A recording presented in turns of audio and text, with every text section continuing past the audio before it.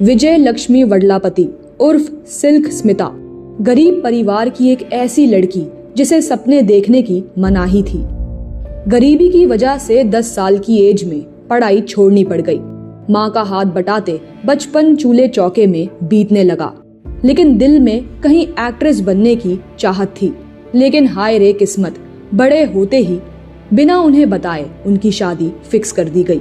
14 साल की उम्र में विजय लक्ष्मी किसी के घर की बहू बन गई, लेकिन जबरदस्ती की गई इस शादी को विजय लक्ष्मी निभा नहीं पा रही थी। इसके बाद तो जिंदगी जहन्नुम से भी बदतर होती चली गई। ससुराल वालों ने जीना हराम कर रखा था, लेकिन विजय लक्ष्मी ने हार नहीं मानी। विजय लक्ष्मी को फिल्में देखने का बेहद शौक था।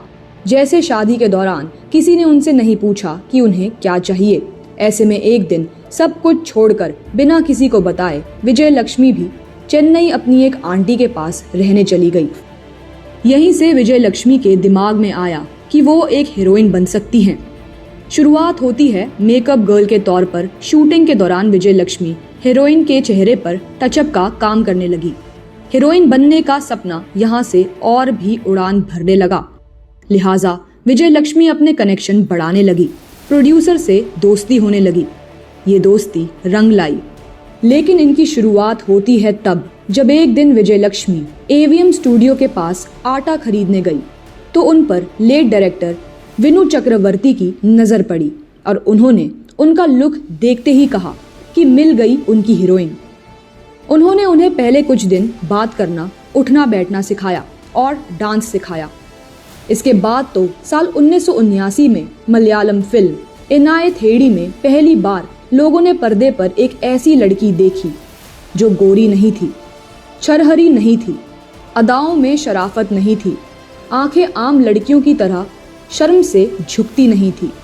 इसके बाद तो मानो हर तरफ कोहराम मच गया, लेकिन उनके उत्तेजक अदाओं ने पूरी साउथ फिल्म इंडस्ट्री को हिलाकर रख दिया। इसके बाद हर तरफ एक ही नाम का शोर था, वो थी सिल्क स्मिता। सिल्क की बढ़ती डिमांड लोगों के सर चढ़कर बोलने लगी और विजय लक्ष्मी बन गई सिल्क स्मिता। सिल्क की बढ़ती डिमांड को देखकर हर फिल्म डिस्ट्रीब्यूटर की यही मांग होने लगी कि फिल्म में अगर सिल्क का आइटम नंबर नहीं होगा तो वो फिल्म नहीं खरीदेंगे। इसलिए हर निर्माता निर्देशक सिल्क को कम से कम एक गाने में कास्ट करने के लिए मजबूर हो गया। इसी वजह से इस हीरोइन ने अपने 10 साल के फिल्म करियर में लगभग 500 फिल्में कर डाली। वांडी चक्रम सिल्क के करियर की सबसे बड़ी फिल्म साबित हुई, जो 1980 में रिलीज हुई थी। इसके बाद उन्होंने कमल हसन, रजनीकांत और चिरंजीवी जैसे बड़े स्टार्स के साथ काम किया। इतने बड़े स्टार्स भी सिल्क के साथ भड़कीला गाना करने के लिए हमेशा तैयार रहते थे। स्टारडम की ऊंचाइयों पर होने के बावजूद सिल्क को प्यार करने वाला कोई नहीं था। इसी अकेलेपन ने सिल्क को नशे का आदी बना दिया था, जिसके बाद 23 सितंबर 1996 को एक ऐसी खबर सामने आई जिससे हर तरफ हंगामा मच गया। वो थी उनकी मौत की खबर। सिल्क की मौत कैसे हुई इसकी पक्की जानकारी कहीं भी नहीं है। हालांकि बताया जाता है कि उन्होंने पंखे से लटक कर आत्महत्या कर ली थी। मीडिया रिपोर्ट्स की माने तो फिल्मों में एक्टिंग और गाने से सिल्क ने अच्छे पैसे कमाए। ऐसे में उनके एक करीबी दोस्त ने उन्हें प्रोड्यूसर बनकर और पैसे कमाने का लालच दिया, जिसके बाद उन्होंने 2 फिल्म बनाई जिनमें 2 करोड़ रुपए का घाटा हो गया। फिल्मों में हुए घाटे ने उनको झकझोर कर रख दिया। इसका असर उनकी पर्सनल लाइफ पर भी हुआ और मानसिक तौर पर वो काफी कमजोर हो गई और अकेलेपन में ही उन्होंने दुनिया को अलविदा कह दिया। बता दें कि सांवला रंग और नशीले नैनों की मलिका सिल्क स्मिता का 2 दिसंबर 1960 को तेलुगु परिवार में जन्म हुआ था।